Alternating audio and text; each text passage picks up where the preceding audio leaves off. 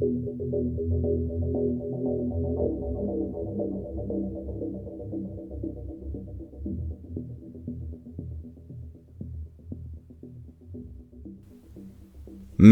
of Creature 88 by user RegalLegalEagle. Chapter 11. Waking Up. Vincent didn't know what else to do but cry for a moment. A wash of emotions flooding through his body as memories started to rush back to him, now that he'd broken whatever it was the worms had done to try and suppress his past. Aspects of this last year suddenly made more sense to him. The memories he did have before didn't explain why he felt so damn sad when he was alone in his apartment.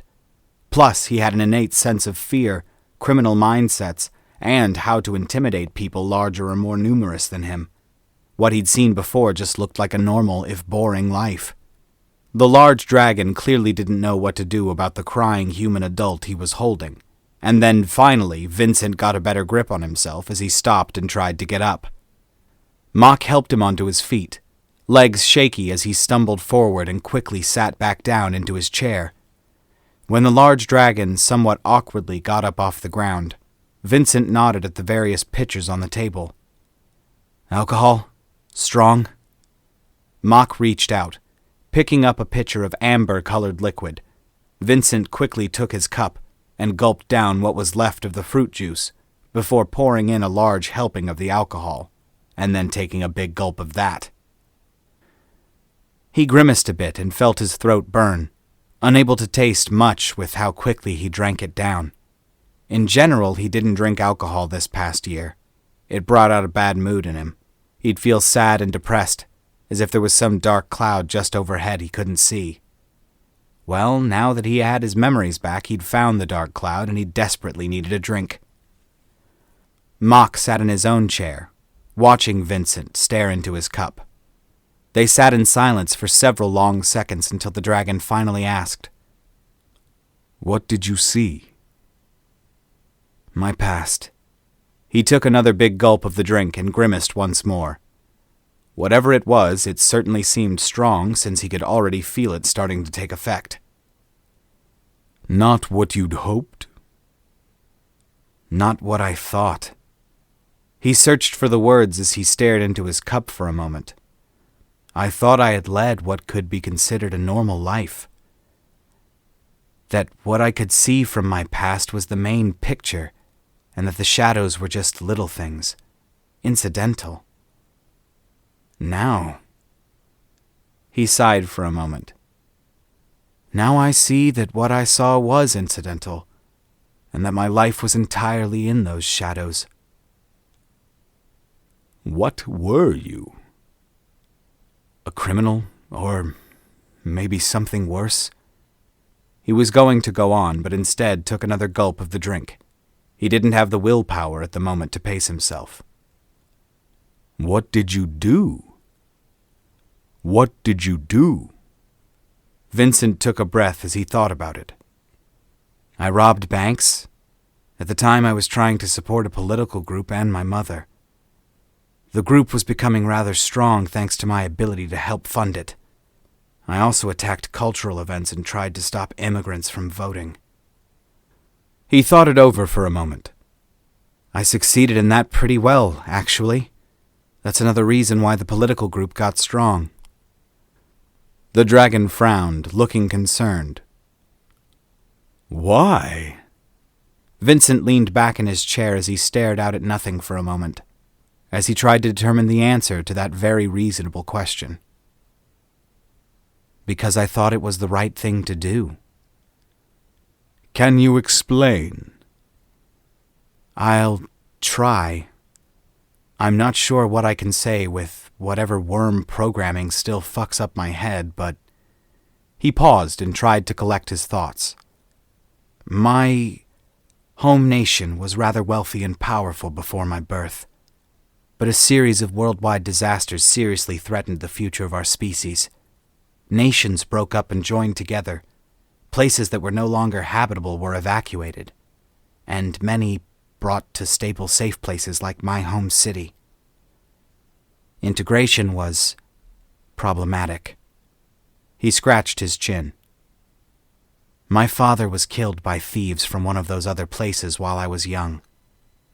Someone who became like a father to me blamed them, and I thought that my people, the locals, were being shoved out of their homes by these immigrants, so I fought against it.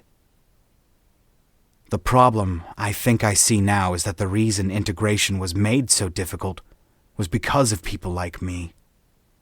I don't know. Did you kill anyone? Vincent thought back, now that he could more clearly see the things he'd done.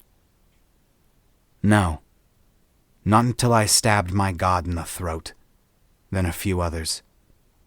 The organization I helped create, I found out it was corrupt and horrible as any such group could be. Everything I thought it stood for was likely a lie. So, I killed the figure who would have surely led to a dark period in our history and ran. But you helped this organization at first because you thought it was the right thing to do. Yes. The figure you mentioned, he helped shape your view of the people you hated. Yes. They were quiet again for a few seconds as the dragon took this in. And your job for the last year? At first I figured it was just self-preservation. The Yervish told me I needed to help them since they were keeping me around, and so I did. I mean, you say you were a criminal. From what I've seen, you've never taken a bribe or tried to create your own criminal enterprise. I've seen what you can do, and considering the felons in the lower city, you could have carved out one hell of an empire. I don't see you shaking civilians down for money or anything like that. After I ran, I promised my mother to make up for what I did, to protect the weak, and try and somehow make amends for what I'd done. Then, that's when I lose it again. It must be when the worms abducted me. After a few moments, Mock nodded. Then I don't think you have anything to worry about. Vincent frowned and looked over at him. What do you mean? Didn't you hear me? I attacked innocent people trying to live their lives and silence their voices in our government. I helped start and fund an organization that wanted to do away with them. I haven't mentioned it, but the grand plan was to start enslaving these immigrants, or worse. I found evidence of horrible things some of the politicians had done. The people I had thought were my brothers who'd fight beside me in the coming war turned out to be war criminals. Which is when you killed your god and left? Vincent nodded. So you wanted nothing to do with it. You started with an idea that you needed to protect rights and defend your people. By taking the rights of others and attacking innocents. But you thought that was necessary. And when you realized it wasn't, you stopped. Vincent opened his mouth and then stopped. He thought it over for a moment as Mock continued. It's entirely possible you've done horrible things, but it doesn't sound like you've been doing it for your own gain. There are times you are excessive on patrol, public executions, making felons die messily, going for maximum penalty in some cases. Do you do those things because it feels good, or because you think it will save lives? Save lives.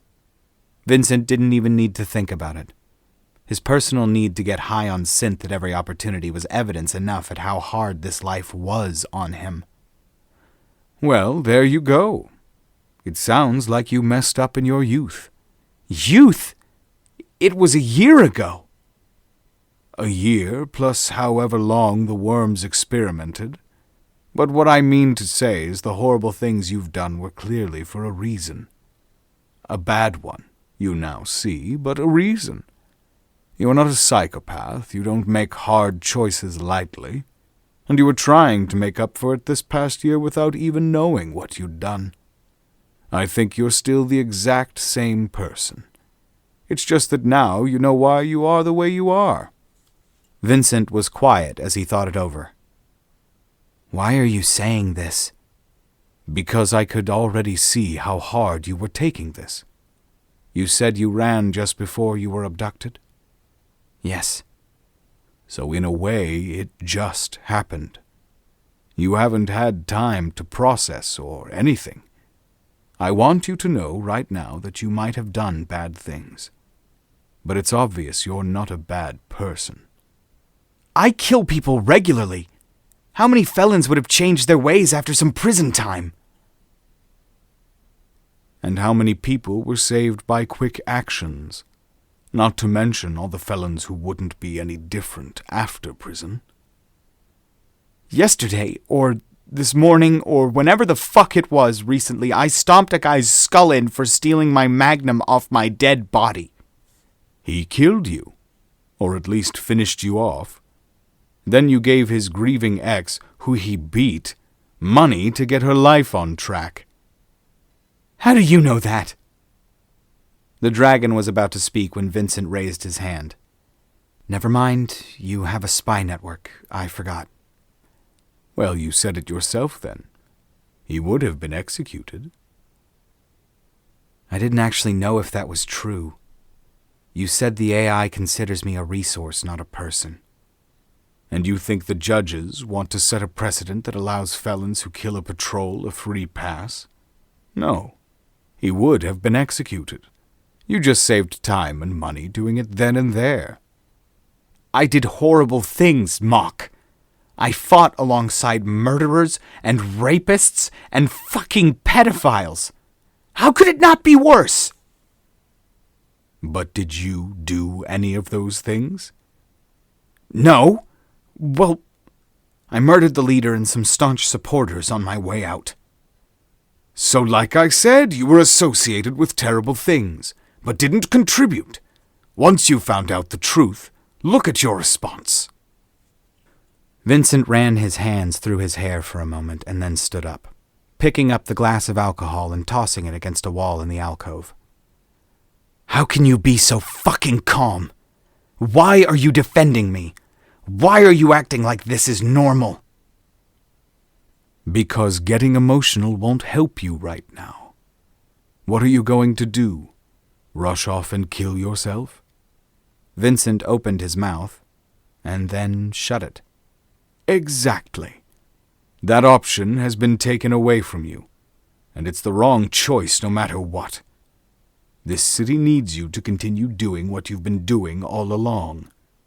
Your past changes nothing. The only thing this means is now you know why you're so good at patrol, and what to look for in your own behavior. Do you want to go feel sorry for yourself? To wallow in self-pity and angst? Does that help the city? Does that help the innocents out there you want to protect? Vincent was silent for a moment, and he expected the dragon to continue, but he was very clearly watching Vincent until he finally said, No. No. The dragon put emphasis on the word. I'm sure this was traumatic for you, and I'm more than willing to stay here and talk it out for as long as we have. But you and I both know that the best solution is to get back to work. Right now, we're dealing with an organization here that wants to kill patrol and cause chaos in the city. It might be a different organization than the one you were in, with different goals, but it very clearly needs to be stopped just as much. Wouldn't you agree? Vincent nodded. Yeah. So sit down. Vincent sat back down in his chair. The dragon poured some clear liquid into another cup and set it before him. Drink some water and eat some more food. You've had your nap, now you need a snack or you'll get cranky. Vincent actually let out a surprised laugh at the idea and then nodded, drinking the water and starting to eat his food again while Mock filled the cup up with more water. He wasn't quite sure how to feel anymore. Mock was right. This information was basically a fresh wound since he had been abducted or whatever immediately after finding out about how horrible the EE was. He looked at the tattoo on his wrist and pondered the new meaning it had. After the experimentation, he just figured he was the 88th subject. Did his past have something to do with being able to be cloned? The damaged memory he had from the woman made it seem like he was unique, but he knew he wasn't seeing the full picture. He was picking at his food, not feeling particularly hungry anymore, but knowing he needed to eat still. I'm not the person that I thought I was for the last year. You're still the same person, Mock insisted. Nothing you told me makes it sound like your actions would have been any different if you hadn't lost your memory. Why I would have done what I've done would have been different. But the outcome would have stayed the same. But doesn't the reason change the act? How different were your reasons truly? You said you wanted to protect the weak, which you've been doing, and you said at first you thought you were just working for the Irvish out of self-preservation. But your actions have gone above and beyond self-preservation, especially because you die over and over. Well, that doesn't really count. You've suffered far more than any normal creature would in your job, if they felt the need to put in the bare minimum to get by. Vincent was quiet again as he mulled over the ideas in his head. It's true he hadn't held back. Even if he came back to life, he always died doing his job trying to protect the city and the citizens within it. But helping create such an evil organization isn't excusable. You were following the teaching of a man you said you regarded as a father and perhaps a god, a figure you clearly thought could do no wrong. And when you realized how wrong he was, you killed him. Does that sound like an evil person? Or a person who was taken advantage of for as long as an actually evil person could get away with? Well, maybe evil is the wrong word. I don't know. Vincent, the city does not need you to be second-guessing yourself right now. I know this is hard, but you're not a terrible person. The best thing to do is keep working. Get back into your job as if nothing strange happened today. Obviously, take time to think it over, but whoever we're working against won't slow their operations just because you had a sudden awakening like this. The best way to prove that you're not evil is to keep doing what you've been doing. The felons in the lower levels aren't going to stop trying to kill you, and they aren't going to stop bullying and preying on the weak. Vincent nodded once more. I appreciate what you're saying, but I still feel... He shrugged. Like you need to be punished? To pay penance for your crimes? For the last year, you've been killed more than 100 times. You've had bones broken. You've been stabbed and cut. You've been set on fire, crushed, beaten, shot, and even drowned. How many times must you die in order to feel like you've paid enough? But I come back, and I didn't know what I'd done. And yet you still suffered. Why should it matter that you didn't know what happened? Does all the good you've done in the last year suddenly not count?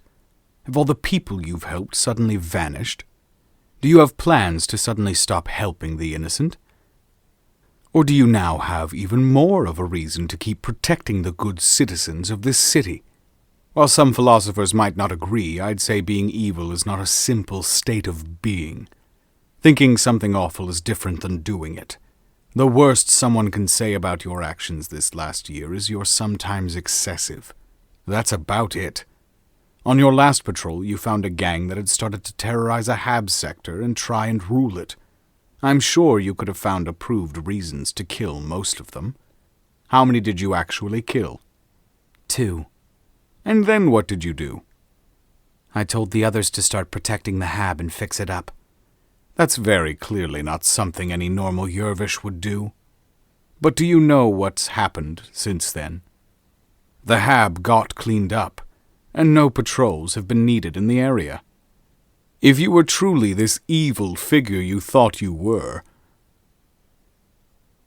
wouldn't you have killed them all? Being good or evil is in what you do. I can tell you that this past year you've acted more or less as a good person. You do kill people, but that's your job. You save lives by abusing your own, and killing those who can't be redeemed. This also isn't your home. I don't know how differently your justice system worked, but here in the Union, you need to compare yourself against the Yervish, and I could tell you that if anything you've killed less than they would have if they were in the same spots. Vincent was quiet as the dragon spoke. Once he was done, he moved the food around on his plate for a minute and nodded. All right. I won't stop doing what I've been doing. I'm not sure I totally agree with you, but I do agree that it's about actions. If I've been out of line, the Yervish would have spoken to me by now. Do they have anything like internal affairs? What's that? Sort of a group within the patrol that makes sure patrol aren't abusing the system. The Yervish don't need a system like that. If the actions of a patrol ever come into question, it's addressed immediately, and no one ever gives false reports. Well, they're a hell of a lot more honest than my kind are, it seems. This is also likely why they're not very effective at stopping crime before it starts. They're reactionary. If you try to explain to them how the criminal mind works, they generally don't get it. Although there are some who are a bit different. Detective Harmacad, for example. The one you're blackmailing? Blackmailing is a bit strong, but yeah, I guess I am. For example, I have no idea what he's doing. I spy on the HQ, but not the detectives. I don't remember the last time a Yervish was caught doing something illegal. Oh, he's not doing anything illegal. Vincent nodded as he thought back on the detective. He didn't really have proof of what he was doing, but if he mentioned it to any other detective, he was sure they'd figure it out pretty quick. He's not? Then what are you blackmailing him with? You know as well as I do how prudish the Yervish are, and strict with their various codes. So, if a detective were doing something that isn't illegal, just incredibly shameful for any Yervish. Ah, he's into something kinky. Let's say that he's not having sex for the purposes of reproduction. Well, there you go.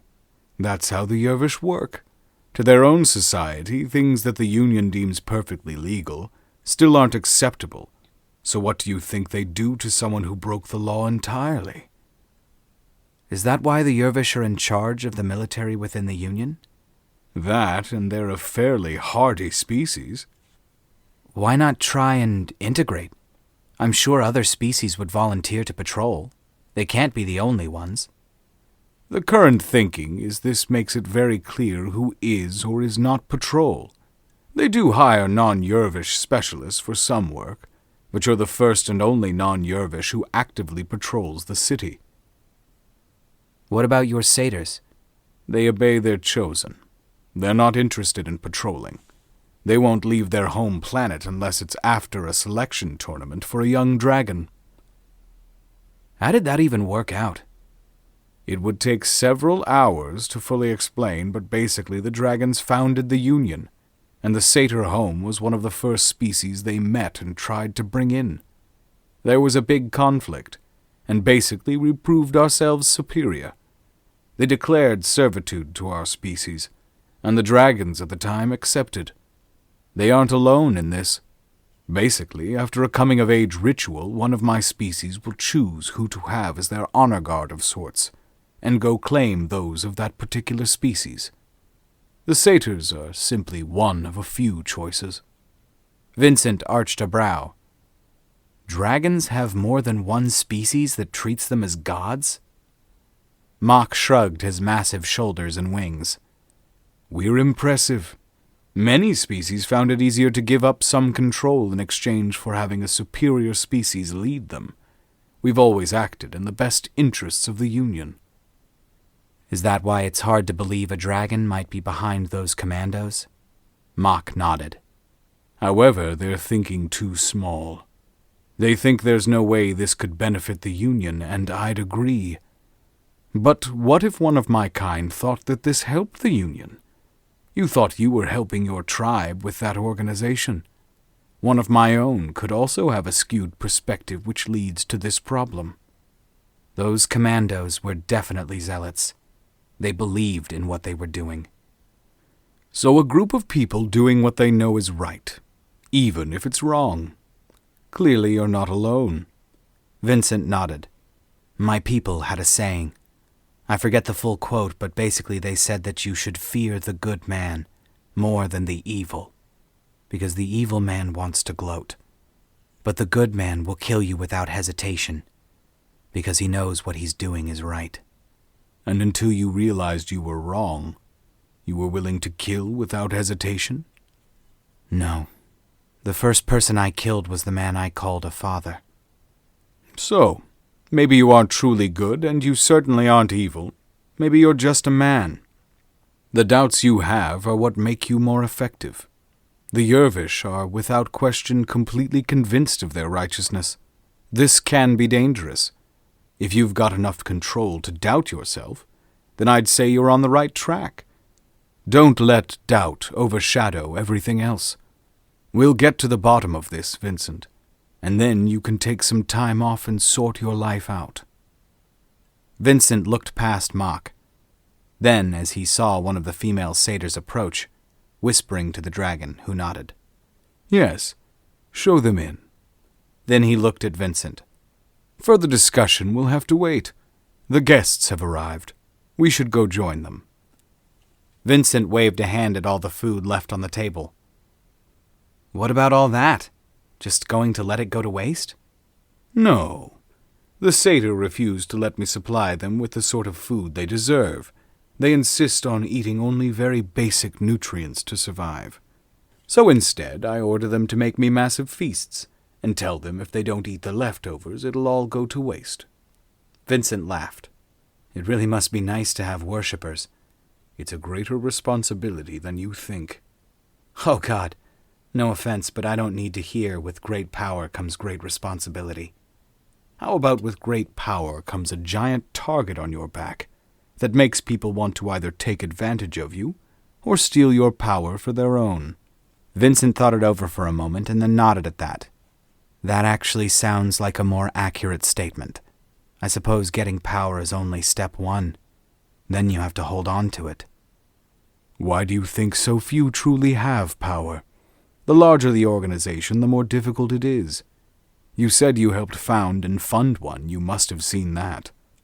Well, people seemed pretty motivated toward a common goal. I wasn't the one really in power overall. That was the person I mentioned. We all worked for him. I simply commanded a section of his believers. I guess I was the boss when we robbed banks, however. Is it easier being on your own? Much. Managing the lives of others is difficult. More so if people are envious of your ability to do so. So, we're off to your big house to meet some scientists? Vincent asked as he finally followed the dragon out of the alcove, walking through the manicured gardens toward the massive mansion. Indeed we are, and I have a special gift for you. Another gun? No, you haven't been the only one who's been busy since we last met. The knowledge that there were others of your kind out there made me curious. I've done some digging, and a commando team came back with another black box. Why the hell didn't you tell me that when I first arrived? Because then we wouldn't have had some time to simply talk. Look how important that was. Got your memories back now, didn't I? Vincent blinked as he tried to think that through. But you didn't know that would happen. Either way, the black box could wait, since it's damaged. Oh. Well, why didn't you say so? Because I wanted to wait for the person who could fix it. I didn't mention it, but one of the academics on my payroll is the one who figured out how to read the black boxes the worms made.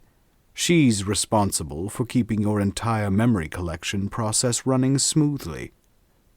Vincent thought about the damaged black box hidden in the vent in his apartment. Should he tell Mock about it? He'd wait and see how this meeting worked out. The mansion's interior was much what he expected from the outside. Everything looked old, expensive, and slightly pointless. As if only half the things in any given room had a function, and the rest were there for looking at and nothing else. This was a far cry from the efficient and streamlined patrol HQ. They were soon walking into an expansive waiting room of some sort. Old books on shelves, paintings of important-looking dragons, a real fireplace, and some rather old-looking couches and chairs were spread around. At least the place didn't have that sort of musty old scent he expected. He noticed another one of those mouse scientist people sitting near the fire. There was a thin Zeno Vincent hadn't seen before that looked sort of like a giant praying mantis but with fingers instead of claws, and a set of bifocals on. It looked like it might topple over at any minute, but never did. There was also a stocky creature that reminded Vincent of a linebacker, with some sort of craggy exoskeleton where he'd expect football pads, and a bluish-gray skin elsewhere. The face looked sort of like one of those stone-head Moai statues back on Earth. "Where's our fourth guest?" Mock asked, only for a voice to speak out a moment later from directly above them. "Right here." Vincent looked up just in time to see a dark figure drop on top of him as he got slammed to the ground. Alright guys, that's going to do it for this one. Thank you so much for watching. Thank you for being here. We got a whole bunch of new people it looks like, so thank you guys for subscribing. Thank you for watching. I love you very much. Like, comment, subscribe if you want to, and if you don't, that's fine too. But please, don't take it out on me if you're angry at this chapter. I mean, it's not nearly as bad as the one before it, so yeah. Anyway, I love you guys. I'll talk to you later. Bye, y'all. Next chapter, yes.